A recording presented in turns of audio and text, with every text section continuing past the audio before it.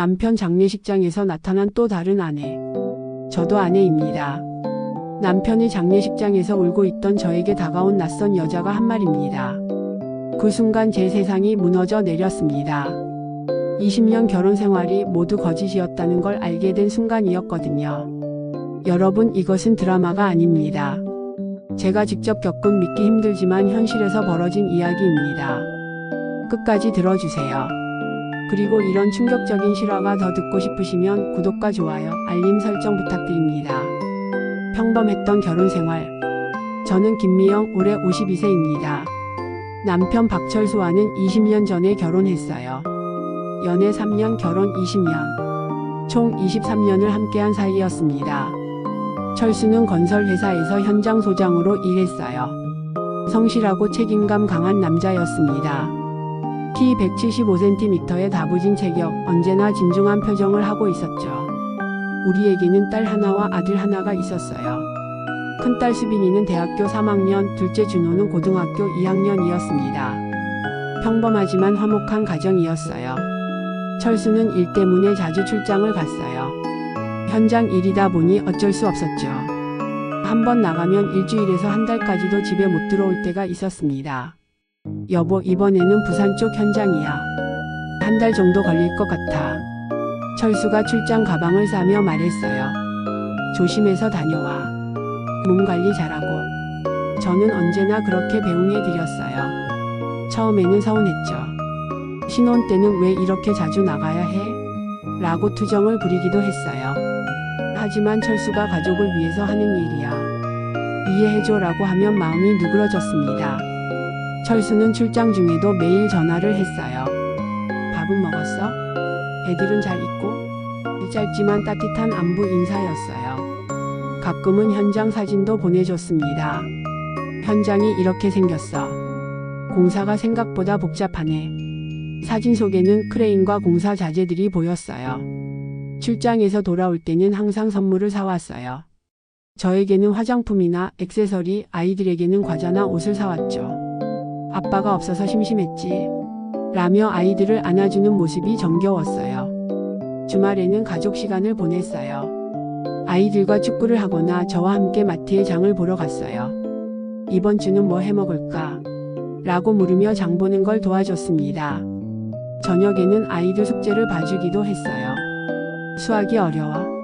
아빠가 설명해 줄게. 준호가 모르는 문제가 있으면 차근차근 가르쳐 줬어요. 가끔은 둘만의 시간도 가졌어요. 아이들이 잠든 후 베란다에서 맥주를 마시며 대화했죠. 요즘 회사 일이 어때? 수빈이 대학 진학은 어떻게 할까? 이런 소소한 이야기들이 행복했어요. 연애 기념일이나 결혼 기념일도 챙겨줬어요. 꽃다발과 함께 20년 동안 고마웠어 라고 말할 때면 마음이 뭉클했습니다. 물론 부부싸움도 있었어요. 주로 철수가 출장을 너무 자주 간다는 문제였죠. 아이들이 아빠를 그리워해라고 하면 철수는 조금만 더 참아줘. 집 마련하고 나면 좀 줄일게 라고 했어요. 하지만 큰 싸움은 없었어요. 철수는 성격이 온화했고 저도 이해심이 많은 편이었거든요. 주변에서는 부러운 부부라고 할 정도였어요. 특히 철수는 거짓말을 못하는 성격이었어요. 아이들에게도 정직이 최고야. 거짓말하면 안 되라고 늘 말했죠. 그런 철수를 저는 믿고 의지했어요. 경제적으로도 안정적이었어요. 철수가 벌어오는 돈으로 아이들 학비도 되고 집도 마련했어요. 당신 덕분에 우리가 이렇게 살 수 있어 라고 고마워하곤 했죠. 그런 평범하고 행복한 일상이 20년간 계속됐어요. 저는 철수를 완전히 신뢰했고 우리 가족이 영원히 함께할 거라고 믿었습니다. 하지만 그 모든 게 착각이었다는 걸 깨닫게 되는 날이 왔어요. 갑작스러운 사고. 그날은 평범한 화요일이었어요. 철수는 대구 쪽 현장에 출장을 간 지 일주일째였습니다. 저는 집에서 빨래를 개고 있었고 아이들은 학교에 가 있었어요. 오후 3시쯤이었을까요? 갑자기 전화가 울렸어요. 모르는 번호였지만 받아봤습니다. 박철수 씨 보호자세요? 남자 목소리였어요. 네, 그런데 누구세요? 심장이 불안하게 뛰기 시작했어요. 대구 동산병원 응급실입니다. 박철수 씨가 교통사고로 이송되셨습니다. 그 순간 머리가 하얘졌어요. 손에 들고 있던 빨래가 바닥으로 떨어졌습니다. 지금 상태가 어떻게 되나요? 떨리는 목소리로 물었어요. 심각한 상태입니다. 빨리 와주세요. 전화를 끊고 나서 한동안 멍했어요. 그러다가 정신을 차리고 급히 준비했습니다. 아이들 학교에 연락하고 KTX표를 예약했어요. 대구까지 가는 동안 온갖 생각이 머릿속을 스쳐갔어요. 제발 무사하길, 아이들 아빠를 잃으면 안 돼. 20년을 함께 살았는데. 병원에 도착했을 때는 이미 저녁이었어요. 응급실로 뛰어가니 의사가 심각한 표정으로 기다리고 있었습니다. 보호자이십니까? 의사가 물었어요. 네, 아내입니다. 남편 상태가 어떻게 되나요? 의사는 한숨을 쉬며 말했어요. 뇌출혈이 심각합니다. 수술을 했지만 쉽지 않을 것 같습니다. 그 말을 듣는 순간 다리가 풀렸어요. 의자에 주저앉으며 울음이 터져 나왔습니다. 중환자실에 있는 철수를 봤을 때 더 큰 충격을 받았어요. 온몸에 관들이 연결되어 있고 의식을 잃은 채 누워 있었습니다. 여보, 정신 차려. 우리 아이들이 기다리고 있어. 철수의 손을 잡고 계속 말했어요. 하지만 반응이 없었습니다. 3일 동안 병원에서 밤을 샜어요. 아이들도 급히 대구로 내려왔어요. 수빈이는 울면서 아빠 일어나세요 라고 했고 준호는 말없이 아빠 손을 잡고 있었어요. 의사는 계속 안 좋은 소식만 전했어요. 뇌사 상태입니다. 회복 가능성이 희박합니다. 가족들이 마음의 준비를 하시는 게. 네 번째 날 새벽 철수의 심장이 멈췄어요. 심폐소생술을 했지만 소용없었습니다. 의사가 임종하셨습니다 라고 공식적으로 선언했을 때 저는 정말 세상이 무너지는 기분이었어요. 23년을 함께한 남편이 갑자기 세상을 떠난 거예요. 아직 52세의 젊은 나이에 말이에요. 아이들과 함께 얼싸안고 울었어요.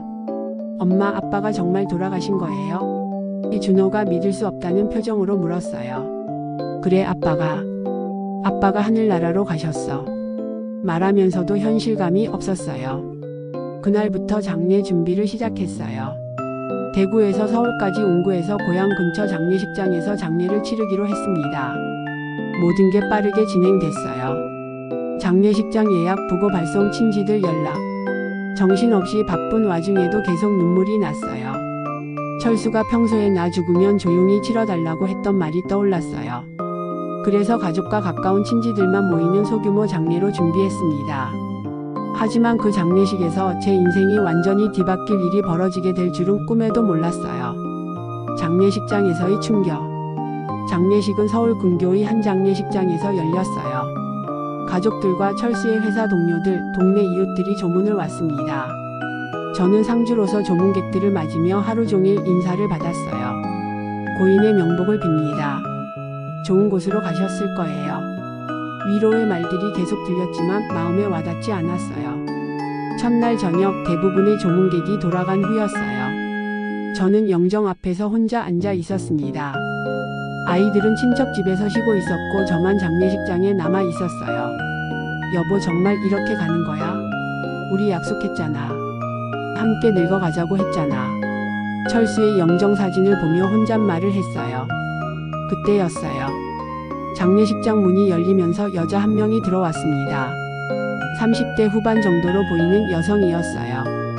긴 생머리에 검은 정장을 입고 있었습니다. 처음에는 철수 회사 동료의 부인이거나 늦은 조문객이라고 생각했어요. 그런데 그 여자가 영정 앞에 절을 한 후 제게 다가왔습니다. 안녕하세요. 여자가 조심스럽게 인사했어요. 안녕하세요. 조문 와주셔서 감사합니다. 고인과 어떤 관계셨는지. 그때 그 여자가 한 말에 저는 얼어붙었어요. 저도 아내입니다. 네? 뭐라고 하셨어요? 그 길을 의심했어요. 저도 박철수 씨의 아내입니다. 여자가 다시 한번 또렷하게 말했어요. 그 순간 제 머릿속이 하얘졌어요. 심장이 멈추는 것 같았습니다. 아내라니요? 무슨 말씀이세요? 여자는 가방에서 서류를 꺼냈어요. 혼인신고서 사본입니다. 3년 전에 신고했어요. 떨리는 손으로 서류를 받아봤어요. 정말로 박철수와 그 여자의 이름이 적혀 있었습니다. 신랑 이름란에는 분명히 박철수라고 되어 있었어요. 이게 말이 돼요. 우리가 20년 전에 결혼했는데. 저는 중얼거렸어요. 저도 놀랐어요. 철수 씨가 돌아가셨다는 소식을 듣고 알아보니 다른 가정이 있다는 걸 알게 됐어요. 그 여자도 충격받은 표정이었어요. 눈가가 빨갛게 부어 있었습니다. 그럼 당신도 몰랐다는 거예요? 제가 물었어요. 네, 철수 씨가 출장이 많다고 해서. 저는 부산에 살거든요. 철수 씨가 부산 출장 올 때마다 만났어요. 부산. 철수가 자주 출장 간다던 그 부산이었어요. 아이는 있어요? 제가 떨리는 목소리로 물었어요. 딸 하나 있어요. 2살이에요. 그 여자가 핸드폰에서 아이 사진을 보여줬어요. 사진 속 아이가 철수를 닮아 있었어요. 특히 눈매가 똑같았습니다. 저는 그 순간 모든 게 현실이라는 걸 깨달았어요. 이름이 뭐예요? 제가 물었어요. 이선영이에요. 당신은요? 김미영이에요. 우리는 서로를 바라보며 말이 없었어요. 같은 남자의 아내였던 두 여자가 그의 장례식장에서 만난 상황이 너무 기괴했습니다. 그럼 철수 씨가 우리 둘 다 속인 거네요. 선영이 중얼거렸어요. 20년 동안 저는 뭐였던 거죠? 제 목소리가 떨렸어요. 그때 장례식장 문이 또 열렸어요. 제 아이들이 들어왔습니다. 엄마, 왜 여기서? 수빈이가 말을 멈췄어요. 낯선 여자가 서 있는 걸 보고 의아해했습니다. 아, 애들아. 이분은. 저는 뭐라고 설명해야 할지 막막했어요. 선영이 먼저 말했어요. 안녕하세요. 저는 아버지. 아는 사람이에요. 아이들은 인사만 하고 다른 쪽으로 갔어요. 다행히 우리 대화를 듣지는 못한 것 같았어요. 아이들한테는 어떻게 말할 거예요? 선영이 물었어요. 모르겠어요. 어떻게 설명해야 할지. 저는 정말 막막했어요. 그날 밤 선영과 저는 장례식장 근처 카페에서 이야기를 나눴어요. 서로의 이야기를 들으니 더욱 충격적이었습니다. 두 번째 가정의 진실. 카페에서 선영과 마주 앉아 있는 게 꿈 같았어요. 3시간 전까지만 해도 저는 철수의 유일한 아내라고 생각했거든요. 언제부터 철수 씨를 알았어요? 제가 먼저 물었어요. 4년 전이에요. 철수 씨가 부산 현장에 파견 나왔을 때 만났어요. 선영이 답했어요. 4년 전. 그때 철수가 부산 출장을 자주 간다고 했던 게 기억났어요. 대형 아파트 단지 공사라서 오래 걸릴 것 같다고 했었죠.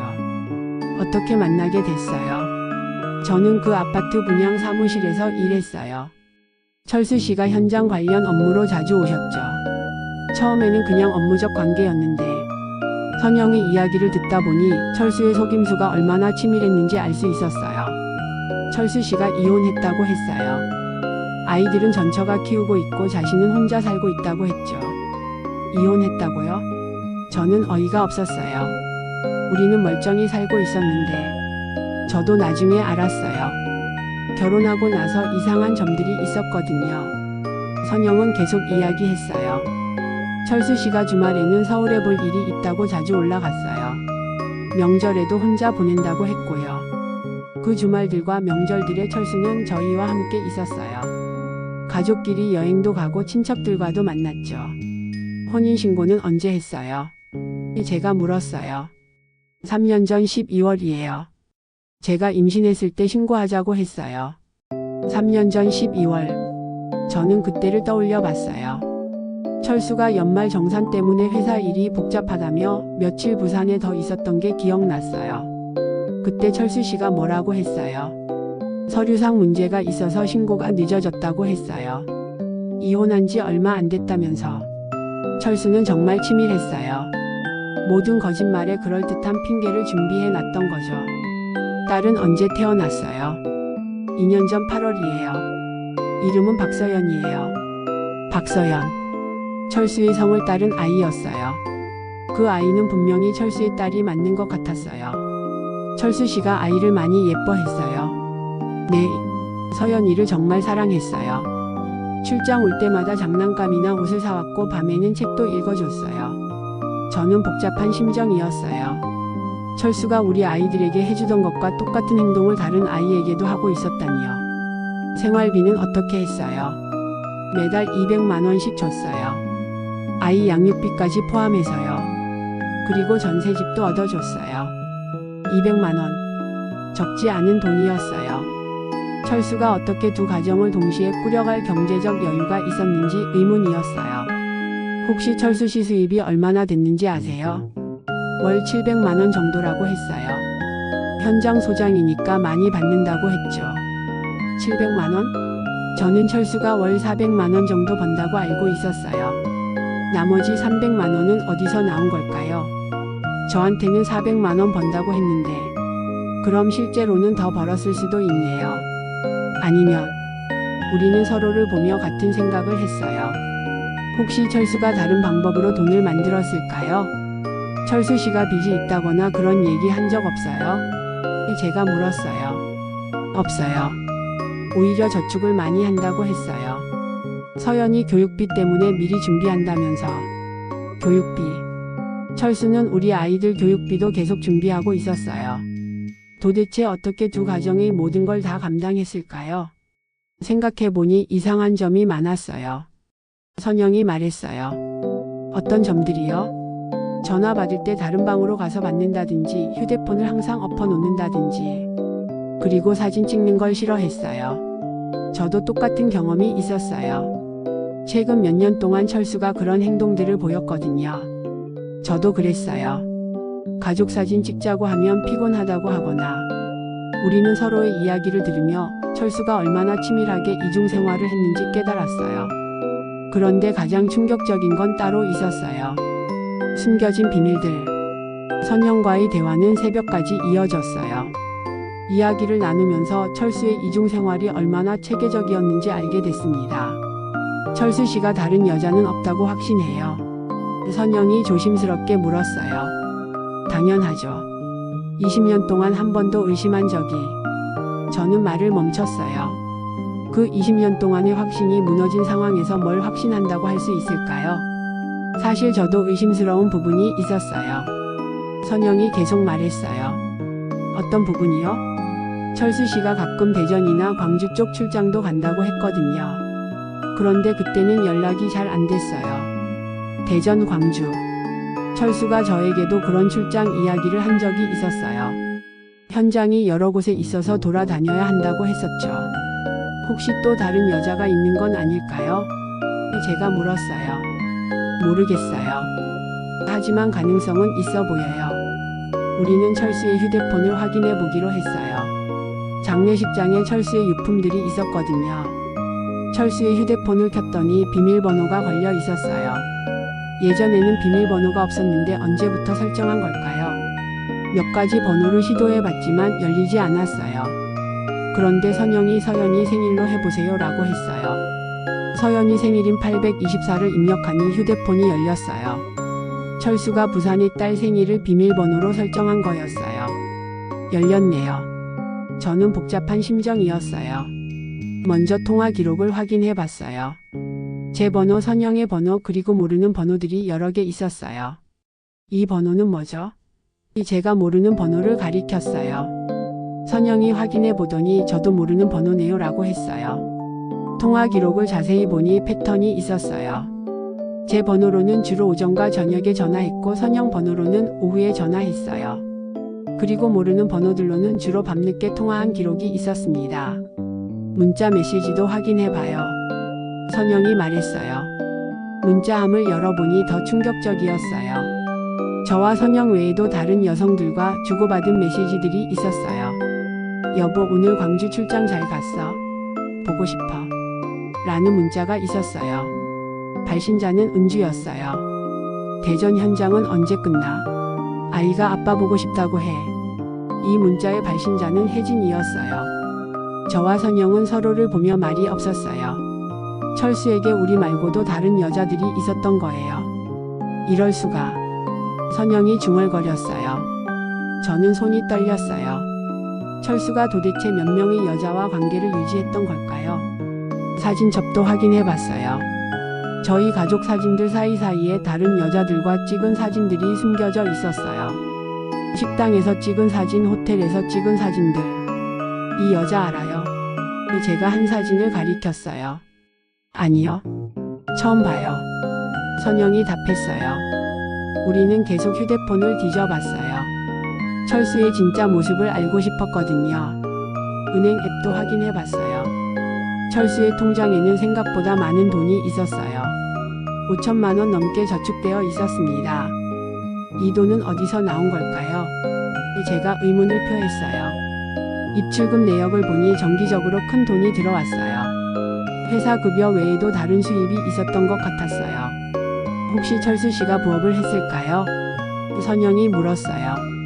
모르겠어요. 저한테는 부업 얘기한 적이 없어요. 그때 휴대폰에 메모장 앱이 있는 걸 발견했어요. 열어보니 여러 여성들의 정보가 정리되어 있었어요. 김미영 -서울 결혼 20년 자녀 2명. 이선영 -부산 결혼 3년 자녀 1명. 박은주 -광주 교제 2년. 최혜진 -대전 교제 1년 자녀 1명. 그 외에도 몇 명 더 있었어요. 철수가 체계적으로 여러 여성들과 관계를 관리하고 있었던 거예요. 이건 정말. 저는 말이 안 나왔어요. 선영도 충격받은 표정이었어요. 우리만 있는 게 아니었네요. 메모장에는 각 여성별로 만나는 일정, 생일, 주의사항까지 적혀 있었어요. 마치 사업을 관리하듯이 치밀하게 정리되어 있었습니다. 김미영 주의사항 의심 많음, 출장 일정 미리 알려줘야 함. 이선영 주의사항 감정적, 아이 때문에 자주 연락함. 우리의 성격까지 파악해서 적어놨더라고요. 우리가 장난감이었네요. 선영이 씁쓸하게 말했어요. 저는 정말 화가 났어요. 20년 동안 진심으로 사랑했다고 생각했는데 철수에게는 그저 관리 대상 중 하나였던 거예요. 다른 여자들과의 만남. 새벽 4시가 되어서야 저희는 카페를 나왔어요. 너무 많은 충격을 받아서 정신이 멍했습니다.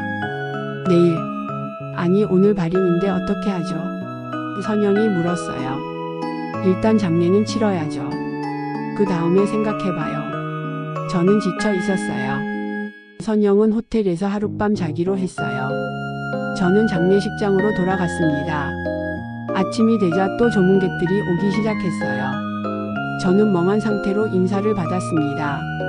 철수의 진짜 모습을 알게 된 후라 모든 게 가짜 같았어요. 좋은 남편 잃으셨네요. 가장 노릇 잘하시더니. 조문객들의 말이 귀에 들어오지 않았어요. 점심즈음에 선영이 다시 왔어요. 그런데 선영 혼자가 아니었어요. 다른 여자 2명이 함께 왔습니다. 안녕하세요. 그중 한 명이 저에게 인사했어요. 안녕하세요. 누구세요?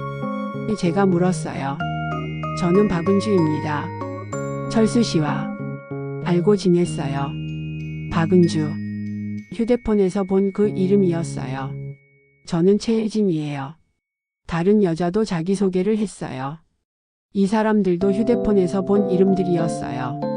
선영이 연락해서 부른 것 같았어요. 우리 4명은 조용한 곳으로 가서 이야기를 나눴어요. 은주 씨는 철수 씨와 어떤 관계셨어요? 제가 물었어요. 2년 동안 사귀었어요. 광주에서 만났는데 철수 씨가 이혼한 남자라고 했어요. 또 이혼한 남자라고 했군요. 철수는 모든 여자에게 같은 거짓말을 했던 거예요. 혜진 씨는요? 저는 대전에서 1년 동안 사귀었어요. 그런데 저도 아이가 있어요. 아이요? 네, 5개월 된 아들이에요. 철수 씨 아이예요. 또 다른 아이가 있었다니요. 철수에게는 제가 알고 있던 수빈, 준호 외에도 선영의 서연이와 혜진의 아들까지 있었던 거예요. 은주 씨는 아이 없으세요? 선영이 물었어요. 저는 아직 없어요. 다행이네요. 우리는 서로의 이야기를 들으며 철수의 패턴을 파악했어요. 철수는 각 지역의 출장을 이용해서 여러 여성들과 관계를 맺었어요. 모든 여성에게 이혼했다고 거짓말했고 진심으로 사랑한다고 말했습니다.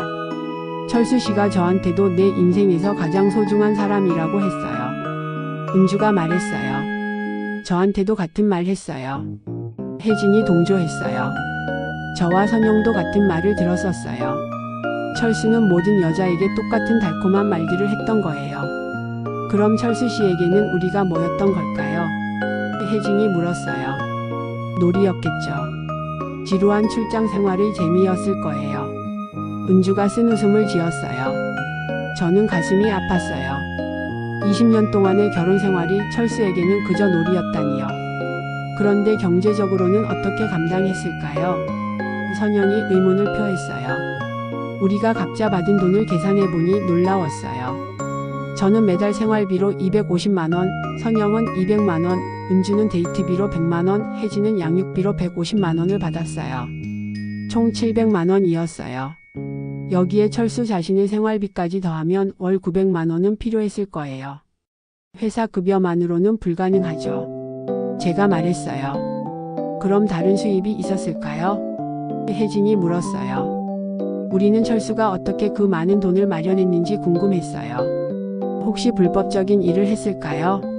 진실을 찾아서. 발인을 마치고 장례가 끝난 후 저희 4명은 본격적으로 철수의 비밀을 파헤치기로 했어요. 먼저 철수 회사에 가봤어요. 철수가 정말 그곳에서 현장 소장으로 일했는지 확인하고 싶었거든요. 박철수 과장님이요? 참 성실한 분이셨는데. 인사팀 직원이 말했어요. 급여는 얼마나 받았나요? 월 450만원 정도 받으셨어요. 450만원. 저희가 추정한 필요 금액 900만원의 절반 정도였어요. 나머지 돈은 어디서 나온 걸까요? 혹시 부업을 하신다거나 그런 얘기 들은 적 있나요? 아니요. 그런 얘기는 못 들었어요. 다만요? 최근에 현장에서 자재 관련 업무를 많이 하셨어요. 업체들과 접촉이 많았죠. 자재 관련 업무. 뭔가 의미심장했어요. 다음으로 철수가 자주 출장 갔던 현장들을 직접 가봤어요. 부산, 대전, 광주의 현장들 말이에요. 부산 현장에 가서 물어보니 충격적인 사실을 알게 됐어요. 박철수 소장님이요?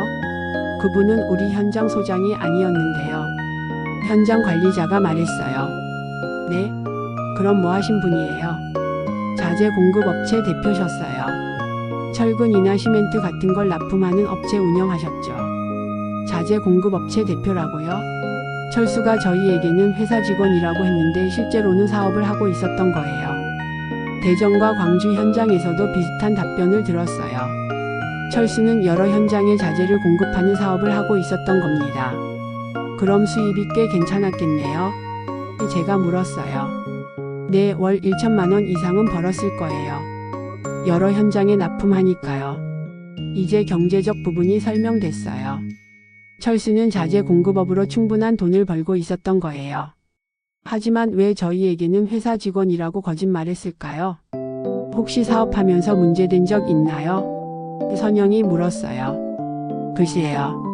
최근에 자재 품질 문제로 몇 군데서 컴플레인이 있었어요. 불량 시멘트를 공급했다고. 불량 자재 공급. 이것도 의심스러운 부분이었어요.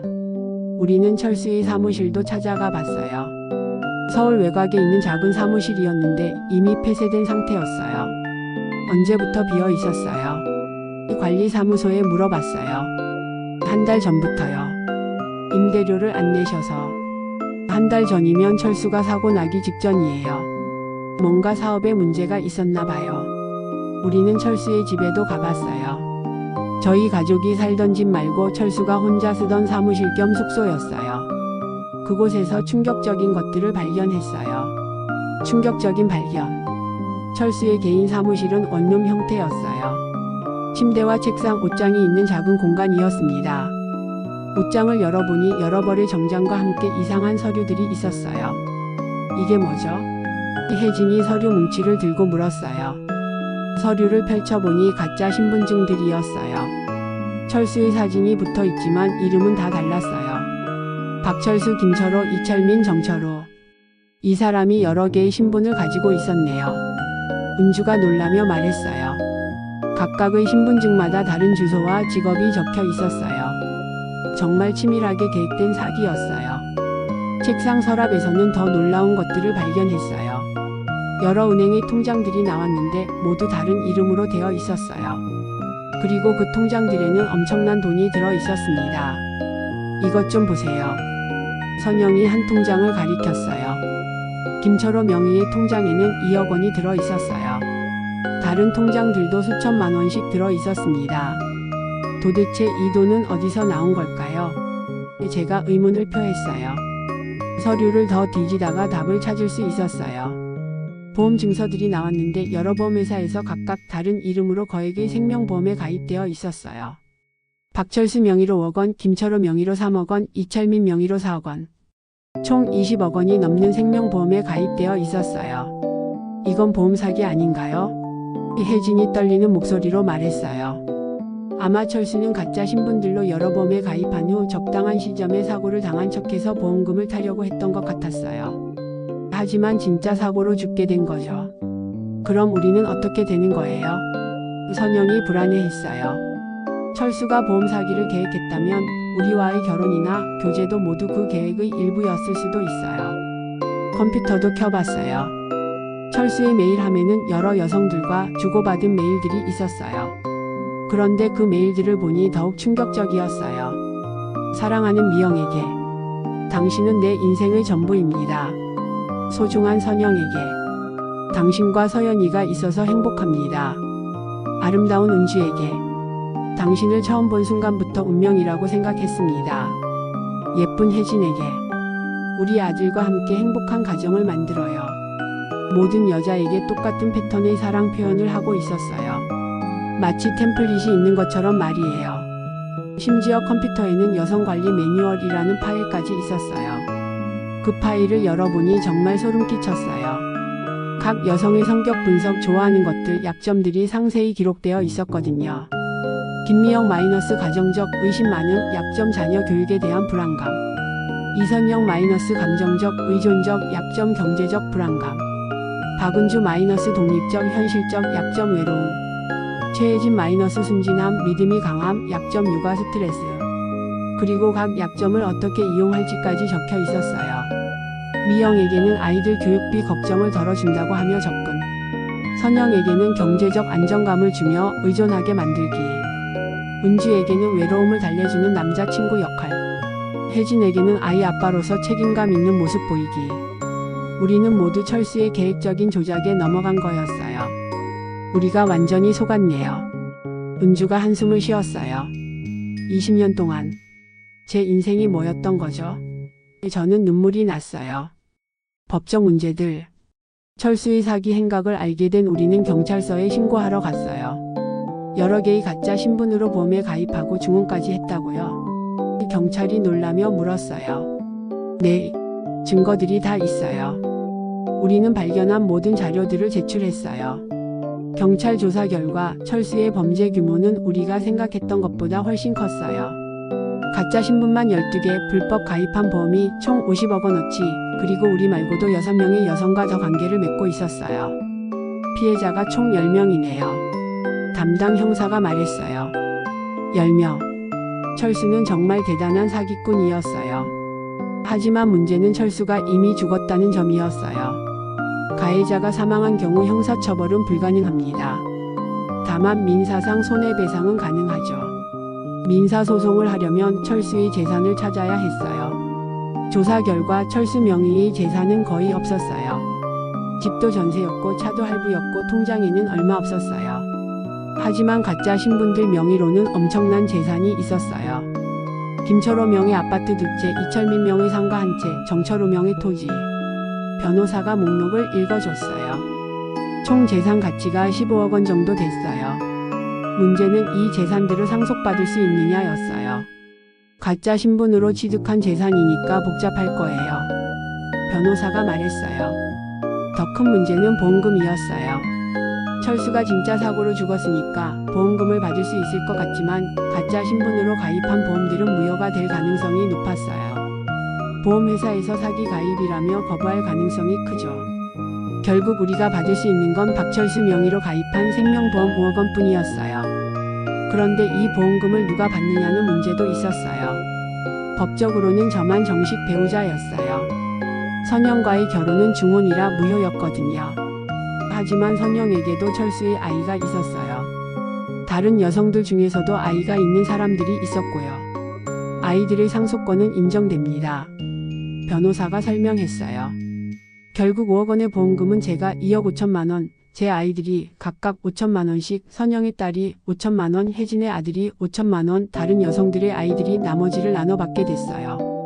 힘든 후유증. 철수의 죽음과 진실이 밝혀진 후 제 일상은 완전히 망가졌어요. 먼저 아이들에게 설명하는 게 가장 힘들었어요.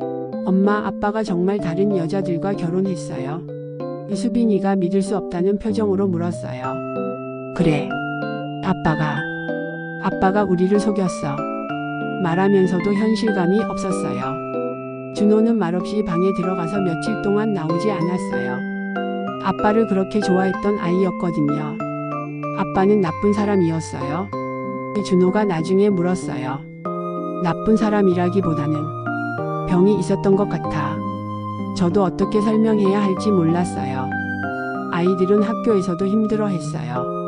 신문에까지 나온 사건이라 친구들이 다 알고 있었거든요. 저도 동네에서 살기가 힘들어졌어요. 사람들이 저를 보는 시선이 달랐어요.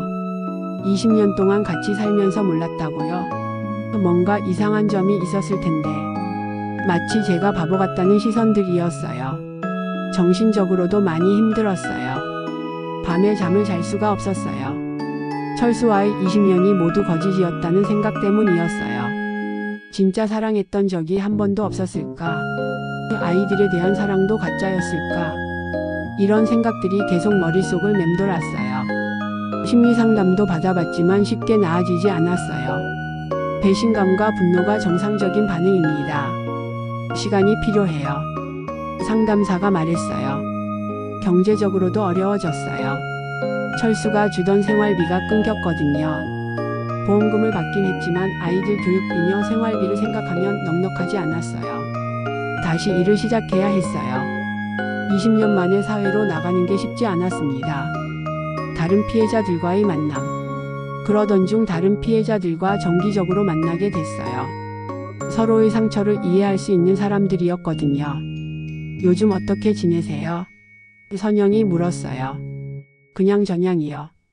아이들이 힘들어해서 걱정이에요.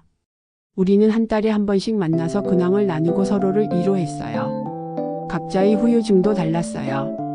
선영은 경제적인 어려움이 가장 컸어요.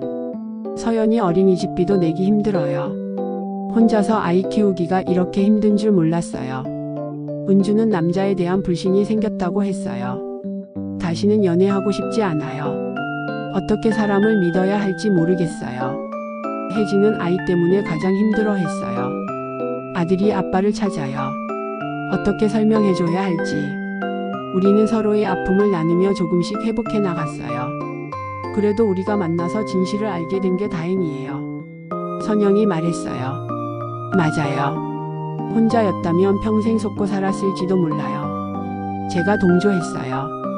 몇 달 후에는 다른 피해자들도 더 찾아졌어요. 경찰 수사 과정에서 추가로 발견된 거였어요. 총 12명의 여성이 철수에게 속았던 것으로 밝혀졌어요. 나이도 20대부터 50대까지 다양했고 직업도 제각각이었어요. 이 사람이 정말 대단한 사기꾼이었네요. 새로 만난 피해자 중 한 명이 말했어요. 우리는 피해자 모임을 만들어서 서로 도움을 주고받기로 했어요. 법적 대응도 함께하고 심리적 지원도 서로 해주기로 했죠. 진실을 마주하며 시간이 지나면서 저는 철수에 대해 더 객관적으로 생각할 수 있게 됐어요. 철수는 분명 사기꾼이었지만 완전히 감정이 없었던 건 아닌 것 같았어요. 아이들에 대한 사랑만큼은 진짜였던 것 같았거든요. 수빈이와 준호를 대하는 모습, 선영의 딸 서연이를 아끼는 모습들이 연기라고는 생각되지 않았어요. 아빠가 우리를 사랑했던 건 진짜였을까요? 수빈이가 어느 날 물었어요.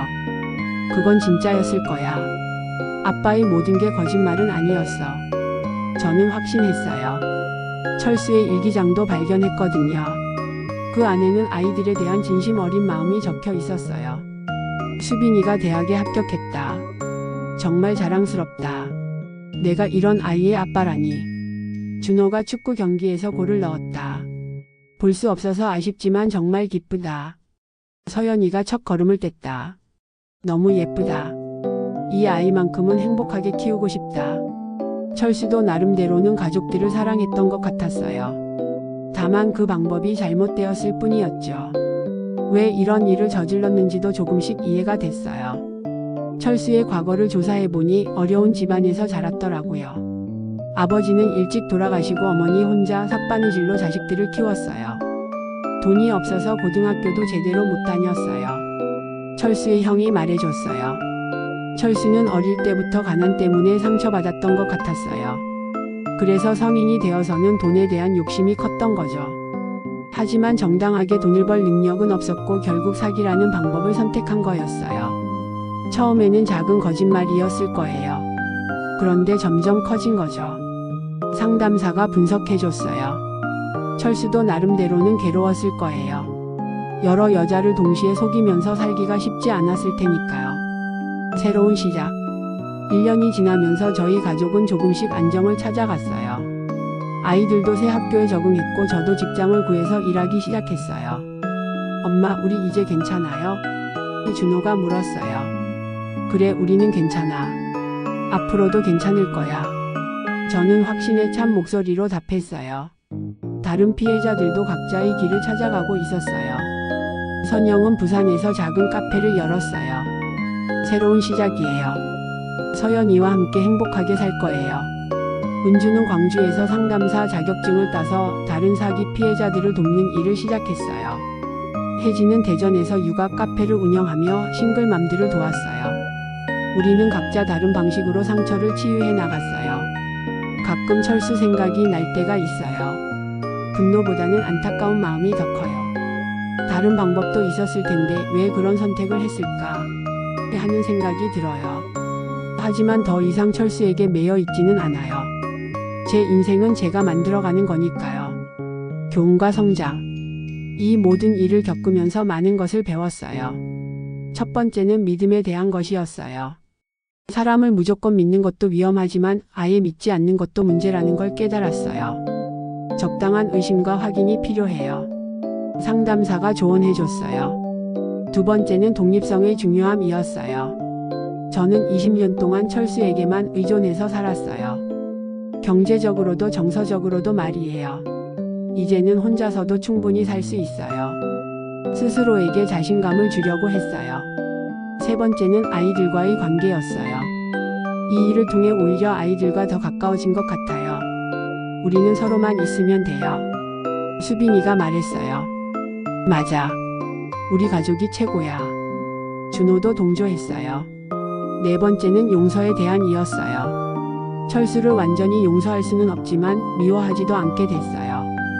미워하는 건 제 에너지 낭비예요. 그럴 시간에 미래를 생각하는 게 낫죠. 마무리. 여러분, 만약 이런 일이 여러분에게 벌어진다면 어떻게 하시겠어요? 20년 결혼 생활이 모두 거짓이었다는 걸 알게 된다면? 저는 처음에는 정말 절망했어요. 제 인생이 모두 의미 없는 것처럼 느껴졌거든요. 하지만 지금은 다르게 생각해요. 그 20년이 모두 가짜는 아니었어요. 아이들과의 추억들, 가족으로서의 따뜻한 순간들은 진짜였으니까요. 그리고 이 일을 통해 저 자신에 대해서도 많이 알게 됐어요. 생각보다 강한 사람이라는 것, 혼자서도 충분히 살아갈 수 있다는 것을 깨달았거든요. 지금도 가끔 힘들 때가 있어요. 하지만 아이들과 함께라면 어떤 어려움도 이겨낼 수 있을 것 같아요. 혹시 비슷한 상황에 계신 분들이 있다면 용기를 내세요. 진실을 아는 게 고통스럽긴 하지만 거짓 속에서 사는 것보다는 낫거든요. 그리고 너무 자책하지 마세요. 사기꾼들은 정말 교묘하게 사람의 마음을 조종하거든요. 속은 게 여러분 잘못이 아니에요. 무엇보다 포기하지 마세요. 새로운 시작은 언제든 가능해요. 저처럼 50대에도 새 출발할 수 있거든요. 댓글로 여러분의 생각을 남겨주세요. 비슷한 경험이 있으시거나 궁금한 점이 있으시면 언제든 말씀해 주세요. 구독과 좋아요, 알림 설정은 저에게 큰 힘이 됩니다. 앞으로도 현실 같은 이야기들을 들려드리겠습니다. 감사합니다.